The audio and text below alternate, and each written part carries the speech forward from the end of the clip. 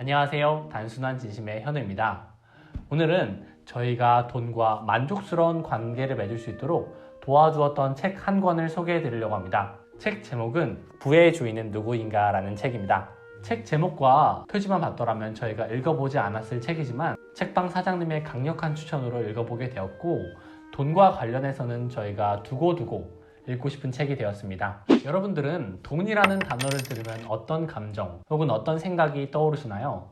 저희는 돈이 없어서 아쉬웠던 적이 참 많았습니다. 대학생 때 같은 경우에는 부모님의 용돈을 받아서 생활했었는데, 데이트를 할 때마다 새우 카레를 먹고 싶은데 돈이 없어서 야채 카레를 먹었던 적도 있었고요. 카페를 가서도 저희는 디저트를 먹고 싶은데 돈이 없어서 음료 2잔만 시켰던 적도 참 많았습니다. 이처럼 저희가 돈이 없어서 갈증이 있었던 경험이 있다 보니까 저희에게는 돈이 조금 아쉬운 것이었습니다. 시간이 지나서 경제적으로 독립을 한 이후에도 벌이는 그렇게 많지 않은 편이었기 때문에 돈 때문에 걱정을 하는 순간이 조금 있었습니다. 큰 돈이 나갈 일이 있으면 미리 생활비를 조정을 해야 됐었고, 또 한 달에 얼마를 벌고 얼마를 지출하는지 정확하게 기록하지 않았을 때는 저희가 돈에 조금 끌려다닌다는 느낌을 받았었습니다. 돈이 없었을 때는 돈은 많으면 좋은 것, 없어서 종종 스트레스를 주는 것이라 생각했습니다. 이전보다 넉넉해진 지금은 돈으로 인해서 스트레스를 받고 있지는 않습니다. 먹고 싶은 것이 있으면 그냥 시키기도 하고, 돈이 삶에 가져다 줄 수 있는 기쁨과 만족감을 누리며 살아가고 있습니다. 이제는 더 이상 돈이 많으면 많을수록 좋겠다는 생각을 하지도 않습니다. 저희는 현재 돈과 만족스러운 관계를 맺고 있습니다. 과거에 비해서 벌이가 늘어난 것도 있지만 돈의 액수 때문만은 아닙니다. 그보다는 우리 삶에서 충분한 돈이 얼마인지를 알게 되었고, 그로 인해 저희는 돈과 만족스러운 관계를 맺을 수 있게 되었습니다. 오늘은 저희가 돈과 만족스러운 관계를 맺는데 가장 큰 도움을 준 책을 소개하려고 합니다. 이 책의 핵심은 충분함을 아는 데 있습니다. 충분함은 조금도 부족하지도 않고 조금도 넘치지 않는 지점입니다. 갈증을 해결할 만큼의 충분한 물이 있지만, 그렇다고 해서 물을 흘릴까봐 조심할 필요는 없는 정도입니다. 식사를 예로 들면 배고픔을 채울 수 있을 만큼의 충분한 양이면서도 충분히 맛이 있지만, 그렇다고 해서 너무 많이 먹어서 불편하지 않을 정도, 그런 정도입니다. 충분한 삶이란 필요한 것을 모두 가지고 있으면서도 마음을 어지럽히거나 괴롭히게 만드는 물건들이 없는 상태입니다. 이를테면 비싼 돈을 주고 샀지만 잘 사용하지 않아서 마음에 불편함이 드는 그런 물건이 없는 상태입니다. 이런 물건들은 잘 사용하지 않더라도 비싸게 샀다는 이유 때문에 버리기도 쉽지 않습니다. 물론 아주 기본적인 필요를 제외하고는 사람마다 필요하다고 느끼는 정도가 다르기 때문에 충분하다고 느끼는 지점도 다르게 됩니다. 그래서 자신만의 충분한 지점을 찾는 것이 중요합니다. 그렇다면 어떻게 하면 자신만의 충분한 지점을 찾을 수 있을까요?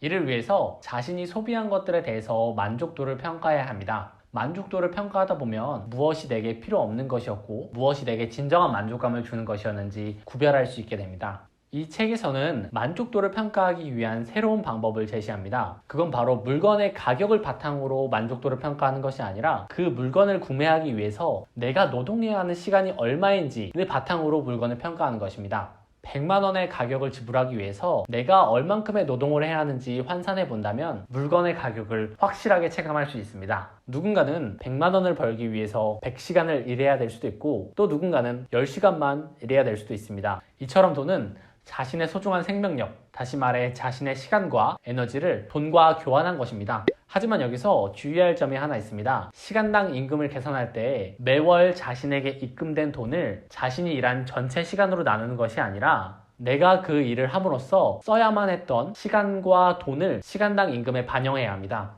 예를 들면 어떤 것들이 있을까요? 출퇴근하는 시간과 비용, 그리고 직장에서 입을 옷을 구매하는 비용, 그리고 직장에서 받은 스트레스를 풀기 위해 사용하는 시간과 돈, 그리고 일이 바빠서 집안일을 대신해주는 가사 서비스를 사용했다면 이 역시 시간당 임금에 반영해야 합니다. 이렇게 일을 하느라 드는 시간과 비용을 정확하게 파악한 후에 자신의 진짜 시간당 임금을 확인해야 하고, 이를 소비 만족도 평가에 사용해야 합니다. 진짜 나의 시간당 임금을 알고 있다면 물건을 구매할 때 내가 이 물건을 구매하기 위해서 몇 시간의 노동을 해야 하는지 정확하게 알 수 있게 되고, 이는 내가 구매할 물건이 내가 노동한 만큼의 가치가 있는지 판단하는 데 도움이 됩니다. 진짜 시간당 임금을 바탕으로 만족도를 평가했을 때 만족스러웠다면 이와 관련한 소비를 더 늘려나가면 되고, 만족스럽지 않았다면 그 소비는 점차 줄여나가면 됩니다.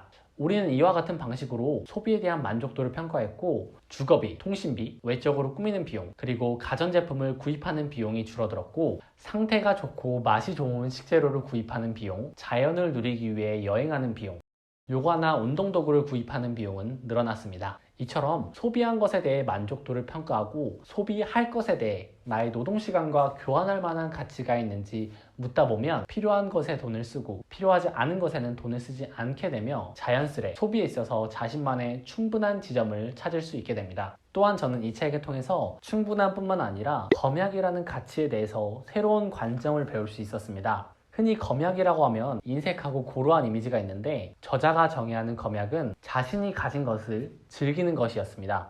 드레스가 10벌이나 있지만 여전히 입을 게 없다고 느낀다면 낭비하는 사람입니다. 이는 물건을 사용하는 기쁨보다 물건을 사는 기쁨이 훨씬 더 큰 사람입니다. 하지만 10벌의 드레스가 있고 그 옷들을 수년간 즐겨 입었다면 검약하는 사람입니다. 가진 것의 개수가 많은 것이 낭비가 아니라 가진 것을 즐기지 못하는 것이 낭비입니다. 검약을 제대로 실천하는지는 돈을 얼마나 안 쓰느냐가 아니라 물질 세계를 얼마나 즐기느냐로 판단할 수 있습니다. 검약에 대한 저자의 관점이 인상적이어서 저는 물건을 소비할 때마다 혹은 가지고 있는 물건을 낭비 없이 잘 사용하고 있는지 묻게 되었습니다. 어떤 물건을 가지고 싶다에 대한 이야기는 많지만 정작 그 물건을 소유하게 되었을 때 얼마나 잘 누리고 있는지, 잘 사용하고 있는지, 어떻게 하면 더 잘 쓸 수 있는지에 대한 이야기는 비교적 많이 없는 것 같습니다. 사람마다 가지고 있는 돈은 모두 다르지만 우리 모두에게는 하루 24시간, 한 달에 720시간, 1년에 8760시간이라는 시간이 공평하게 주어졌습니다. 우리는 자신이 가진 생명력, 즉 자신의 시간과 에너지를 소중히 여기고 불필요한 것에 낭비하지 않으며 자신이 진정으로 만족감과 충족감을 느끼는 곳에 그리고 시간과 에너지를 들일 만한 가치가 있다고 느끼는 곳에 시간과 돈을 잘 사용해야 합니다. 오늘 제가 영상 속 다룬 내용은 제가 책을 읽으면서 인상적이었던 부분을 몇 가지 추린 것입니다. 영상을 보시고 조금이라도 관심이 생기셨다면 부디 이 책을 끝까지 읽으셔서 제가 다루지 못한 내용까지도 많이 얻어가셨으면 좋겠습니다. 감사합니다.